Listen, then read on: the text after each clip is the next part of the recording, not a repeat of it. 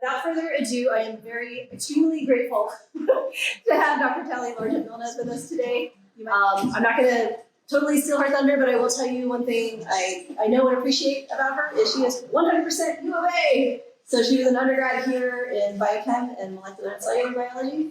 She stayed to do her PhD here in medical pharmacology. Went away for a little while, but now she is back as assistant professor in the Department of Pharmacology. So please join me in welcoming her today. Thank you. So I had to be informal, and I will get a little bit deeper on that. So when I was going to school as an undergrad, I thought I wanted to go to medical school. It wasn't until I got into the research lab with Dr. Mangrow that I really fell in love with the sciences. I'm really grateful that you guys are taking this opportunity for yourselves to find out what you like and what you don't like. If you find yourself in the lab right now that you don't like, I encourage you to seek out other labs. I have one of them who has done that with Cassie, and I'm sure you'll listen to you this year. I took that opportunity this last summer, so she's been in my lab the last 2 years, and I encouraged her to take that opportunity to find out if there was a different type of work she wanted to do. So, as Jen said, I stayed for my PhD. Why do a PhD? Does anybody want to do a PhD? How many of you guys want to do MDs? How many of you don't know? Sweet. It's a pretty even split. So, like I said, I wanted to do an MD. I had this whole game plan. I was going to do geriatric emergency medicine. I really fell in love with that, working with that aged population. But then I started working in the lab, and I was really interested in this question of why are people different? Why do they act differently to different stimuli?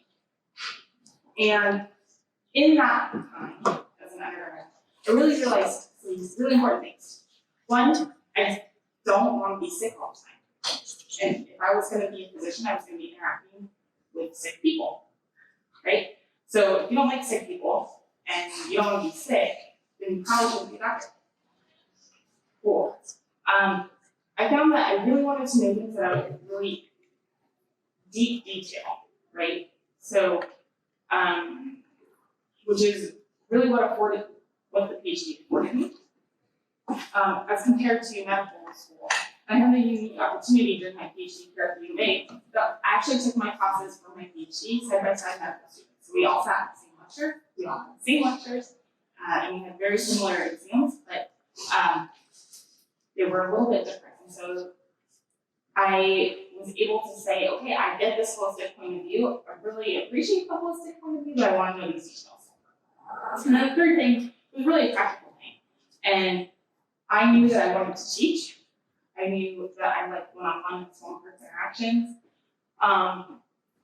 And that I didn't want to be paying back student loans forever and ever and ever. So there was a really realistic thing that went along with my grad school program, which is not every grad school program, is that they actually paid me to do the research, right? As opposed to going to medical school and getting loans and paying them back. And so those were really my three determining factors to do the PhD. And I'm a really big proponent. You guys can always reach out to me in emails or I'll give you guys my email at the end. Get the letters that you need to do what you want. So if you want to be a physician, you want to work with patients, you probably need an MD or a DL. If you want to do the research and you want to be at the forefront of designing the experiments and interpreting and writing grants, teaching the students, get a PhD. If you want to do the research and you want to go home and live your life, you get a master's. If you don't want to do any of those, don't do any of those. Just do you. So I say I got my PhD in 2010. I left to go to postdoc at Oregon Health and Science University. I shifted my gears from pain mechanisms and understanding somatic pains of pain below the head, and did a postdoc in split between two labs. And so the first lab was a pain lab. They were focused on trigeminal pain, specifically eye pain and dental pain, two things I never ever wanted to work with. And then the other lab was a cardiovascular neurophysiology lab. And I had this project where we actually merged the two fields and said, what is similar between these cranial nerves, the nerves that control the face, versus the nerves that control the heart? And that really set me up for where I am now and introduced me to different brainstem regions. it introduced me to electrophysiology and a multitude of techniques. And as I came back here, I started in a research track position. I got a grant, I moved into a tenure eligible position. And now actually my tenure packet is under review. So these are all things that can happen if it's something that you want. So feel free to stop me, ask me questions at any point along the way. I don't like looking at just blank faces staring at me. And with that, I will just kind of move forward. So as with any talk, you should always give your declarations and your acknowledgements at some point. I like to do them at the beginning just in case I run out of time. So I do have to thank all the funding agencies. None of the stuff that I will show you today is human data, although we do have an arm in the lab that works with humans. And then just to point out some people in my lab. So this is Erica's kind of dark picture. She's my senior scientist. She's my right-hand woman. And she has a set of skills that complement them. And then all of these in blue have contributed to the work I'll show you at some point. So if you'll notice, Cassie and Shreya are on here, as well as some of my other undergrads.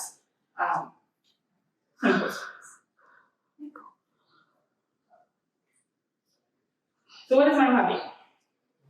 Well, we want to understand the big picture, right? So we're at 30,000 foot on the airplane, I see cars with ants level. Can we use pathology to rationally inform our drug design so that we can treat different neurological disorders, in this case pain, with reduced side effects? How we do that is the model of pain that we use is migraine pain. How many of you guys have migraine? How many of you know somebody who has migraine? How many of you have never been exposed to somebody with migraine at all? Just look around. There's no hands up in here. Everybody in this room has been affected by somebody with what migraine or by somebody who has migraine, which is really interesting. I've never actually had that happen, which was at least one or two hands go up. But migraine is a huge health burden. So it's the third most common neurological disorder worldwide. As far as understanding what is the pathophysiology of migraine, I'm going to put Cassie and Shreya on the spot. What is migraine? Like a general definition? Yeah, just the general definition. What is migraine? A really, really bad A really, really bad headache. You want to add anything, Chad? That's the best way. So if I ask, other people, what is diabetes? Anybody? You're all on the spot. Participation. What is diabetes? Diabetes. It's insulin problem. Insulin resistance. All right, so you immediately went to a mechanism. There's a problem with insulin. Shreya, it's migraine. You said it's a really bad headache. What's a headache? Don't worry, I don't expect you to know the answer. The answer to that question is we don't know.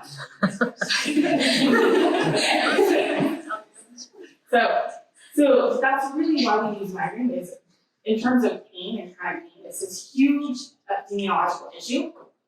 It has very little money thrown at it, and we still don't know what it is. Okay? So we're more than 20 years, more than 30 years at this point. I keep thinking 20 years. 1970, it's not. It's 2000. And we don't know what a migraine is. Okay? So that'll be the model that I'm going to talk about, and we'll go more into detail what we know about migraine. The other thing we do in the lab is we look at opioids and cannabinoids. You may guess from the title of the talk. And we use these two drugs for two reasons. One, opioids have become the mainstay of treatment for different types of pain. And I'll talk about that a little bit more in a minute. And then cannabis, or marijuana, however you want to call it, I prefer cannabis, has really become of interest to the field for pain. So more than 30% of users of cannabis are using for headache.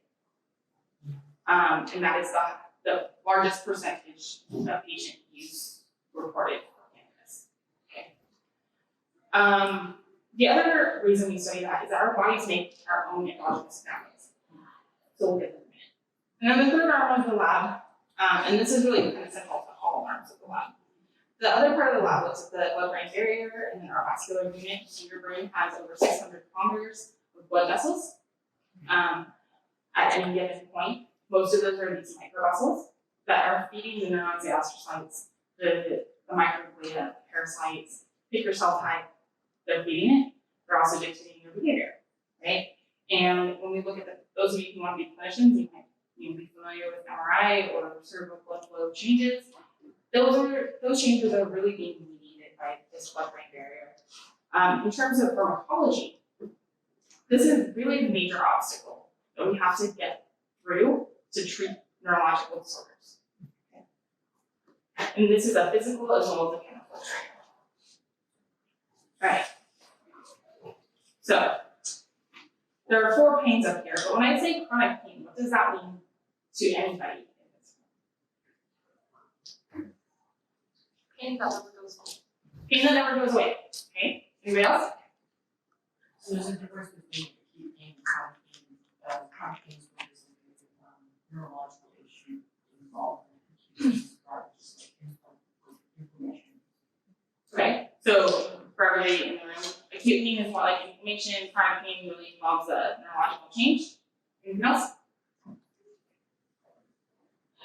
Long pain to last a long time. Yeah, pain that lasts for a long time. So the International Association for the Study of Pain has this definition, and it's a very arbitrary definition, and it kind of encompasses all of that.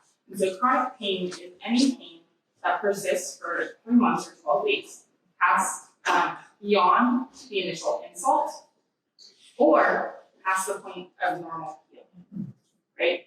So if you break a bone and your orthopedic says you've got 6 weeks before this is fully healed, and you're still experiencing pain at 12 weeks post-injury, that's not considered chronic pain yet. It's another set of 12 weeks after you hit that first initial 6 weeks, so 18 weeks, right? So it's very arbitrary, it kind of moves based on your injury.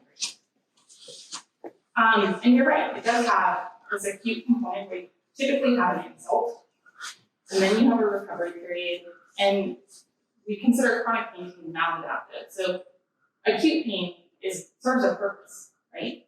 You have pain, it tells you, hey, you've hurt yourself, you need to stay away from the hot stove.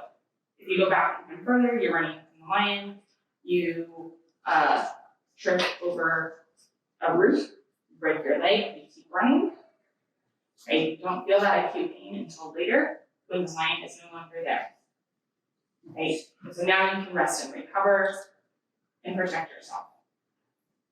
Whereas chronic pain, we just don't have it. So there's lots of different types of chronic pain. As I said, we're going to kind of focus on migraine today, and that makes up about 15% of those chronic pain patients. But there's a lot of different types, and so things like diabetic peripheral neuropathy, HIV-induced peripheral neuropathy, chemotherapeutic-induced neuropathies, osteoarthritis, fibromyalgia, irritable bowel conditions, right? So there's a lot of different types of pain that are categorized based on where they occur in the body. And they do have this neural adaptive component. So you have the pain, you have some anxiety around the pain. Oh, I hurt. I stubbed my toe, don't touch my toe, don't touch me. Right? Have you ever experienced that? And you may have some anxiety. Typically that resolves for a chronic pain patient that can actually make that cycle worse. And so now you have this positive amplification of pain. What does that look like in the US? So I said migraine was the third most prevalent neurological disorder worldwide. In the US, we have still about 15% of the population. Our chronic pain population is about 100 million people in the US. Of those, their chronic pain has lasted for, like an individual episode can last for more than 24 hours.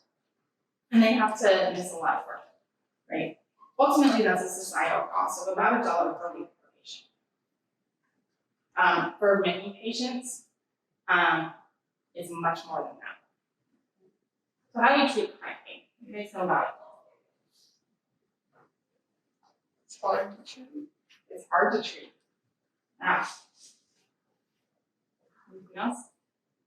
Is anything effective? Opioids. Okay, glad you said that. So I'm gonna take another poll. How many of you are familiar with the term opioid epidemic, aside from what's on the screen? How many of you have read up on the opioid epidemic and how it started? Alright, so somebody who has their hand up, be brave. How did the opioid epidemic start? Basically, doctors were told that opioids were super safe and obviously started prescribing them. Exactly. So opiates and opioids are two different things. We're not going to go into that state. They're relevant. But when we look at the compounds that actually come from the opium plant, so that picture that I showed you on those tend to be safer. They're not all safe, right? So those consist of heroin, morphine, and codeine. Then we have the opioids. These are the synthetic drugs. Things like oxycodone, hydrocodone, fentanyl, fentanyl, right? And opioids are really great at treating acute pain, specifically post-surgery, right? But what has happened is we still have these chronic pain patients who were prescribed, in the 90s, these opioid synthetics, touted as having a lower abuse liability than things like morphine and heroin, right? And so where we sit today is we're losing, annually 70,000 people. This is escalated. We're currently in what we call the third wave of the opioid epidemic. What that means is most of the deaths are occurring with fentanyl. This is not all people who are diagnosed with opioid use disorder. Fentanyl is incredibly potent. Less than 1 milligram will kill you. So if you mistakenly take something that has been laced with fentanyl, you will probably die. Not to scare everybody, but this might shouldn't be gross. But we still have a large percentage of our chronic pain patients who are taking opioids, and this in part has led to the opioid epidemic. So just those numbers are there. You guys can look at them. I'm not going to read the slide. Nobody else can do that. But if you want to put it into a slightly different context, so I'm going to go back to my diabetes examples here, right? So we have a molecular and cellular mechanism by which we know diabetes occurs. We know that there are different interventions we can take. We know that if we have other interventions for comorbidities like cardiovascular disease, right, that may help with your diabetes, depending on if you're type 1 or type 2. What we have here is this problem where we have an opioid epidemic and we have chronic pain patients. So unlike diabetes and cardiovascular disease, where you treat one, you treat the other, and they both come down. If you treat the chronic pain patients with opioids, their pain's going to go down, but you're going to have problems with opioid use disorder. If you treat opioid use disorder, or you put policies in place to treat opioid use disorder, now you're going to block chronic pain patients and their pain's going to go up, right? So we're on this teeter-totter, whereas with most things in health, they go like this, parallel. Okay. So when we talk about the opioid epidemic, how did we get there beyond prescriptions for pain? Right? We have some people who are taking them recreationally. So this is of those in the US who have reported taking opioids within the last year. This is why they're taking them. So we have the acute pain patients. Opioids are great for acute pain. We've already talked about that. We have those that are taking them recreationally, meaning that they don't necessarily relate to having other substance use disorders. They don't report using alcohol heavily or tobacco, or nicotine, I should say, or psilocybin or any of those. But they're just interested and they start taking opioids. We have people who are taking them for emotional pain, which is a real thing. So if somebody says you're just being emotional, tell them, yeah, that's how my brain works. So there's different areas of the brain that converge. If you have emotional pain, that can manifest as physical pain and vice versa. So of those taking opioids in the last year, 21% are taking them to deal with their emotional pain. Right? We have a small percentage taking them for chronic pain, and then those there's another small chunk of people who are dealing with a multitude of substance use disorders. So what happens when you take opioids for a long time? Right? So, and this can be recreational and medicinal use, right? What are the toxicities that you need to be worrying about?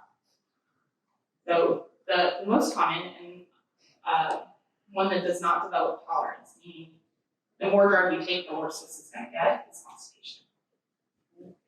So there are several different drugs on the market to treat opioid-induced constipation.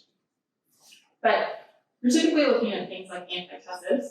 So there's an inhibition of cough is typically one of the therapeutic effects that we're after. But if you can't cough because you are taking your opioids and need to cough, so you're choking, that becomes a problem. Right? So we have coughing, constipation, nausea, vomiting, and ultimately respiratory depression and death. Those can be acute toxicities if you take high dose, and they're all those kind of events. Yeah. Just one more question, you say emotional pain, are you talking about psychosomatic and psychogenic? Yes and no, the terms are kind of outdated. Yeah, so there's emotional pain from the standpoint of anxiety, depression, and other emotional components. But then there's memory-based pain, which is not necessarily related to emotion. So it's a little different, but yes, that's what I mean. Okay. And so these are the acute toxicities. And there are a number of them later. But then there's ultimately this, what has been politicized is opioid use disorder. And opioid use disorder is continuing to take your opioids despite wanting to get off and knowing that there are problems because you're addressing cravings. Are all of those side effects like non-tolerant? Or No, just constipation. Yeah. So constipation is the only one where you don't develop tolerance. So what I mean by tolerance, so let's say you go in, and I'm going to use respiratory depression as an example for this.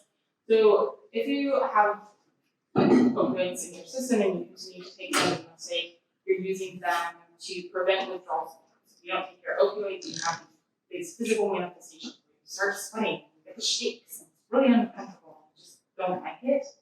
And so you take opioids to prevent this physical withdrawal. Over time, you can be taking more and more and more opioids. So a typical single dose of opioids that's used in the clinic today is about 5 milligrams. There have been clinical reports where patients have worked their way up to 3 grams of opioids a day. Right? And they're not dying, but if you walk in off the street and you take 3 grams, you're dead multiple times over. Right? And so that's what I mean by tolerance. Whereas if you do that with constipation, the constipation is just going to get worse. It's never going to go away. And that's really what has been underlying the deaths of the opioid epidemic. A lot of times people, not the accidental overdoses where people are exposed to things like fentanyl accidentally, but for people who have opioid use disorder and they continue to take opioids, they many will actually go through a detox.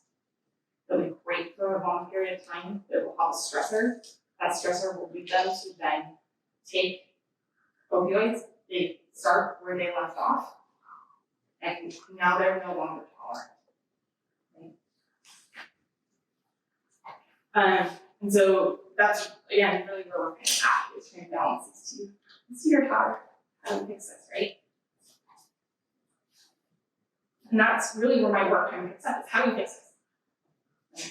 What can we learn about the brain and the body and how the drugs interact with it and how the body interacts with the drugs to really have an effective pain therapy for our chronic patients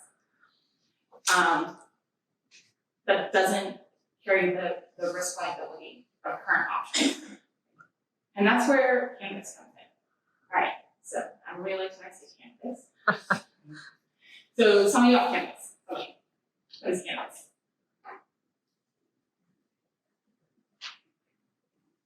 Oh, come on, I know you guys are not all that naive.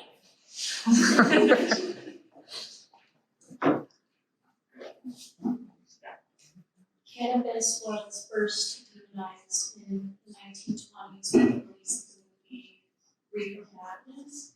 And from that Take my class. no, I didn't. Okay. I just know this. Okay. But so since that, everyone's just kind of see it as like, oh, only stoners smoke weed, and like, this is so bad, it has no other uses besides like getting people messed up. But Right. yeah. Absolutely. So it's a plant. That's there.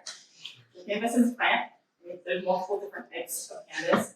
Specifically, when we're talking about marijuana, we're talking about cannabis sativa. There are a number of strains, and I would encourage you as up-and-coming physicians and researchers and just people in general to get away from using strain to describe cannabis, but to use chemovar, because it's more accurate. And so every plant has their own different chemical constituents, and we'll talk a little bit about that today. But it's, yeah, there's a lot of different actives components. Why cannabis?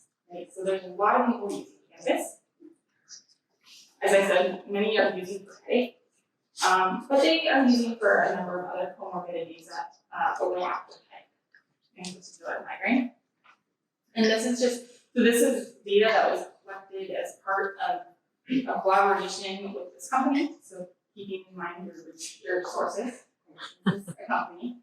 But they did work with C3RN, which is a research network that combines researchers from Dartmouth Yale, mostly from the Northeast. Okay?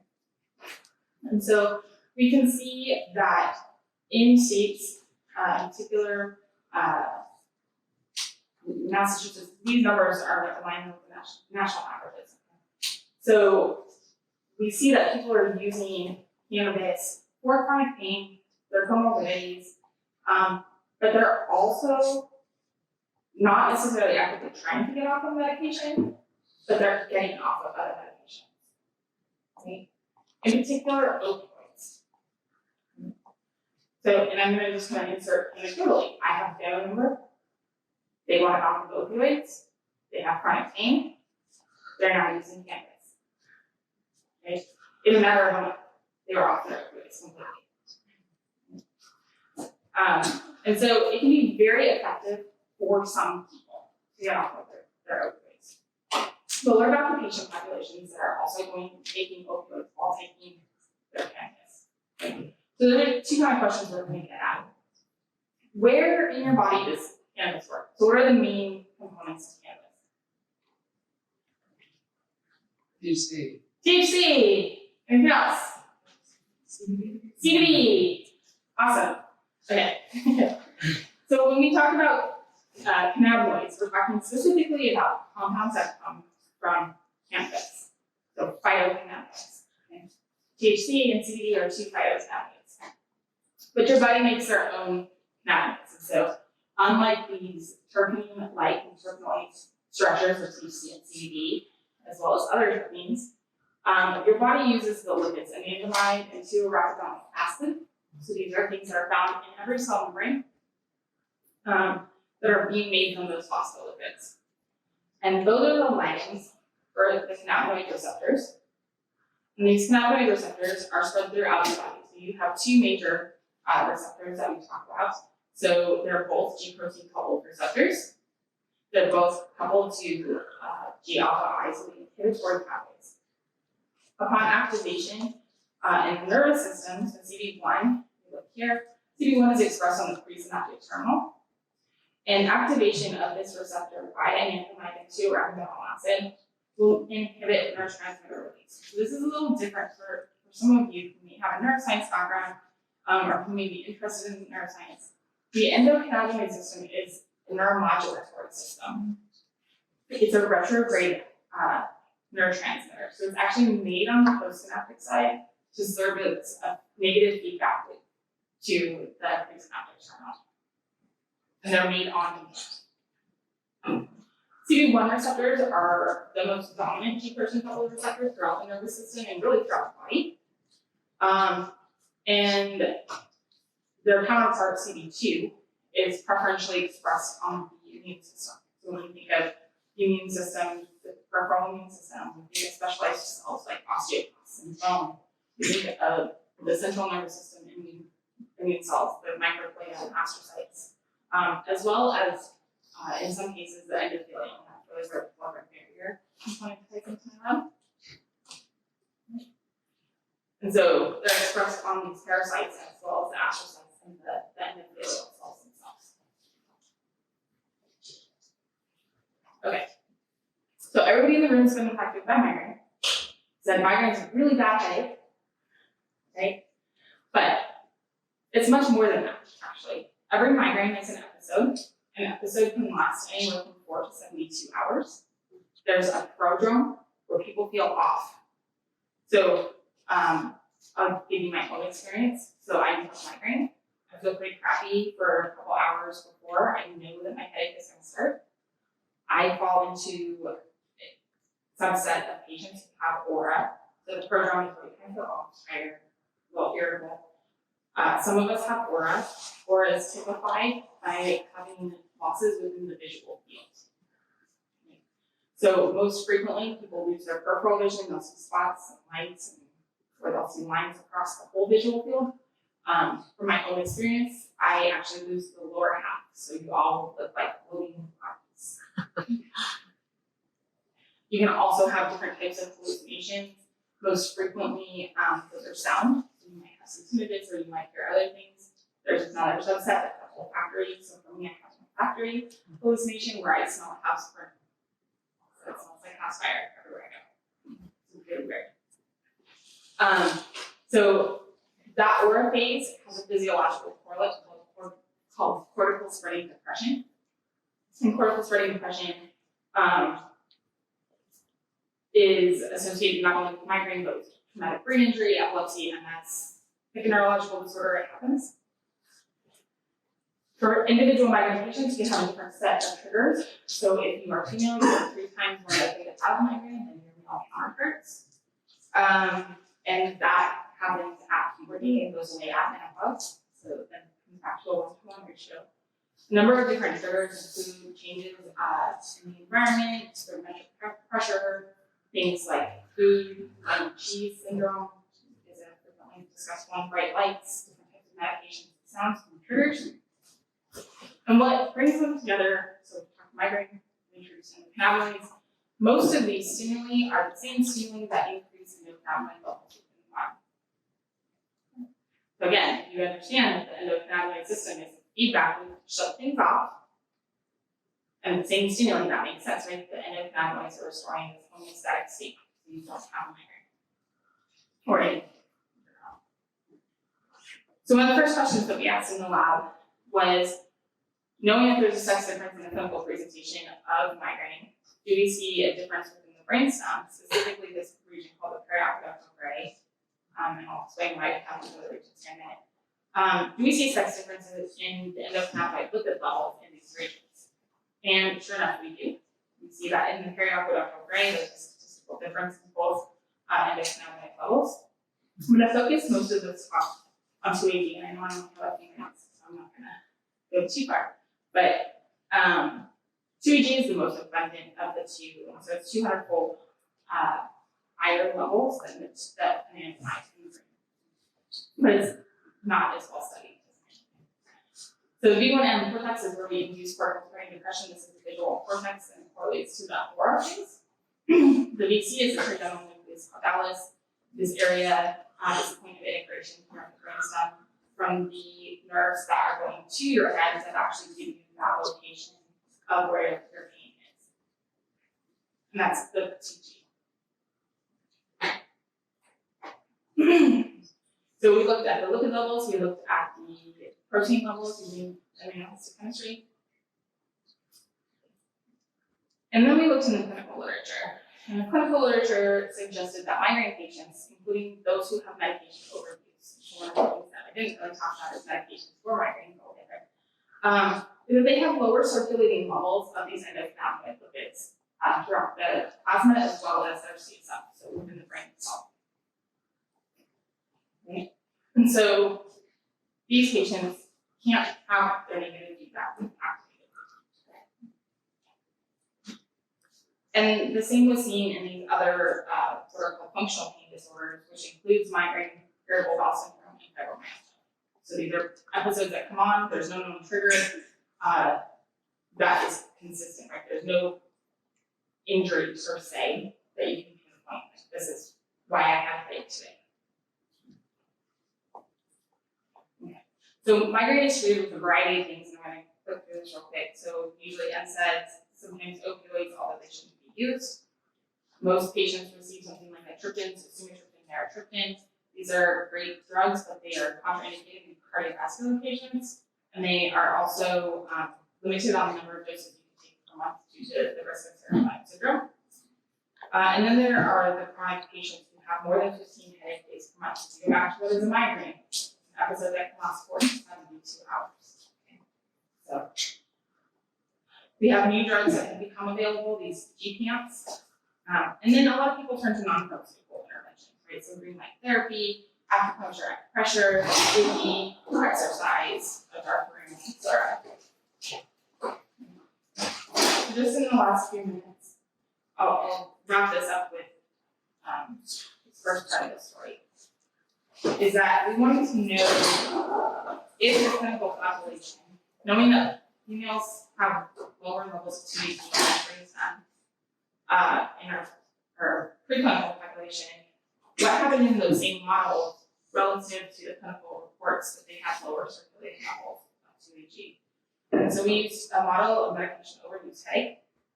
And so in the pain specialty clinics, most migraine patients are being prescribed opioids.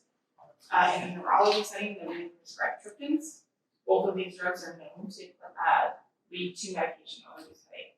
So we tested behaviorally whether or not our animals had pain in 3 different models. So where we gave them sumatriptan and morphine continuously for 7 days, where we inhibited the synthetic enzyme of 2-HT, diabolylase alpha, or we induced those peripheral spreading depression events. And what we see is that in the periaqueductal gray, in all 3 models, we have lower levels of 2-anandamide consistently in the periaqueductal gray, showing us that we can kind of pinpoint where the disruption is occurring in the brainstem. And we confirmed that by injecting, so we induced a cortical spreading depression, so using this model. We're testing behavior here over time. And what we've done is we've inhibited 2-HT degradation using these 2 different drugs, KT and MJN. We've injected those into the periaqueductal gray to locally increase levels by inhibiting its breakdown, and we were able to alleviate the migraine-like pain in our animals. So I think I'll stop there. Probably great for me. So I'll stop there, but other parts of my lab we look at just go through those respiratory effects. And so when we talk about the opioid epidemic, we think in terms of deaths, but it's really important for you to know that not every overdose leads to death. And that's because you can intervene with things like naloxone, but that doesn't mean that there aren't long-term consequences, in particular with the respiratory system and brainstem control of the respiratory system. So you want to know more about that, but I'll stop there and just ask any other questions.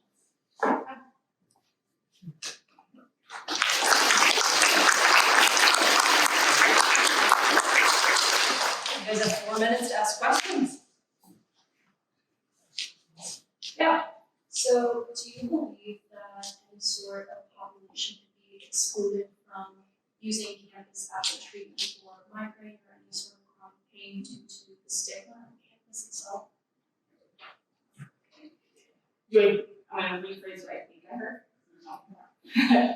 Is there a population that I heard should be or isn't excluded from? Could be excluded. Could be excluding based on the stigma? Yes. I think that we don't know enough about the pediatric population. I think in terms of that, because the brain is still technically developing until age 25. So I think that is a challenge for that population because we just don't know. Not hopefully that something like that. We don't know what happens over development of the endocannabinoid system in the whole as brain. I think we just don't know enough. They may not be excluded in the future, but right now, I think the biggest thing with cannabis use in general, especially medicinal use, is that we don't know chemobars are effective for which conditions, right? And so, Epidiolex is a drug that was approved, it's cannabidiol, and that's approved for epilepsy, for pediatric epilepsy, that's refractory, and Dravet syndrome. There are several other drugs that are available in the clinic specifically for chemotherapy-induced nausea and vomiting. So they are THC, either synthetically made THC rather than isolated THC, or THC analog. Then there are some antibodies that are approved in Europe but not in the US that accomplish the same thing.